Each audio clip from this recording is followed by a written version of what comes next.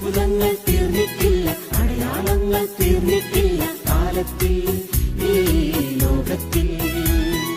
എൻ്റെ പേര് പ്രീജ എന്നാണ്. ഞാൻ കോട്ടേക്കാട് എന്നാണ് വരുന്നത്. കുട്ടികളുണ്ടായിരുന്നില്ല ഞങ്ങൾക്ക്.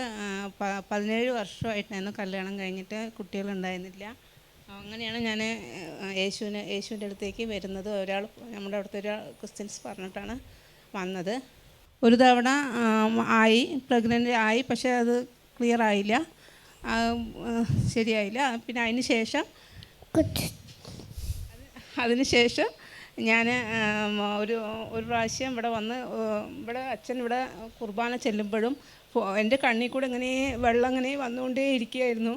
ഫുൾ ടൈം ഇങ്ങനെ കരഞ്ഞുകൊണ്ടേ ഇരുന്ന് ലാസ്റ്റ് നിമിഷം വരെയും കരഞ്ഞു. ഞാൻ പ്രാർത്ഥിച്ചൊന്നും എനിക്ക് സാധിച്ചില്ല, കരഞ്ഞുകൊണ്ടേ ഇരുന്നു.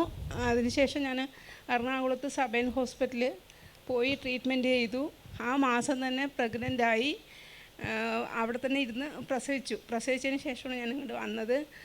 എനിക്ക് നല്ലൊരു ആരോഗ്യമുള്ളൊരു കുഞ്ഞിനെ തമ്പുരാൻ തന്നു. എന്ന് വളരെ നന്ദി തമ്പുരാനോട്.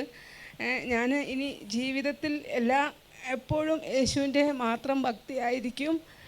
എൻ്റെ മകനും അതുപോലെ തന്നെ ആകണമെന്ന് ഞാൻ ആഗ്രഹിക്കുന്നു. യേശു എനിക്ക് ഇത്രയും വർഷങ്ങൾക്ക് ശേഷം 40ാമത്തെ വയസ്സിൽ ഒരു കുഞ്ഞ് ജനിപ്പിച്ച് തന്നതിൽ വളരെ സന്തോഷം. യേശുവിന് നന്ദിയും കടപ്പാടും ഞാൻ എന്നും എപ്പോഴും എനിക്കുണ്ടാകുമെന്ന് ഞാൻ പറയുന്നു. ഹല്ലേലൂയ. 17 വർഷമായിട്ട് വിവാഹം കഴിഞ്ഞിട്ട് മക്കളില്ലാതിരുന്നു. കഴിഞ്ഞ വർഷം വന്ന് ഇവിടെ പ്രാർത്ഥിച്ചു. ആ പ്രാർത്ഥനയിൽ മുഴുവൻ നേരവും കരഞ്ഞു പ്രാർത്ഥിച്ചു. ഒരാൾ കരയുമ്പോൾ അവൻ്റെ ആത്മാവ് ദൈവത്തിൻ്റെ സന്നദ്ധിയിൽ നെടുവീർപ്പിട്ട് പ്രാർത്ഥിച്ചുകൊണ്ടിരിക്കുക. അതുകൊണ്ട് അച്ഛൻ പറയണ കരയാൻ നിങ്ങൾ കരഞ്ഞോ, കാരണം നമ്മുടെ നെടുവീർപ്പുകൾ പ്രാർത്ഥനയായിട്ട് ദൈവത്തിൻ്റെ സന്നദ്ധിയിലേക്ക് ഉയരും.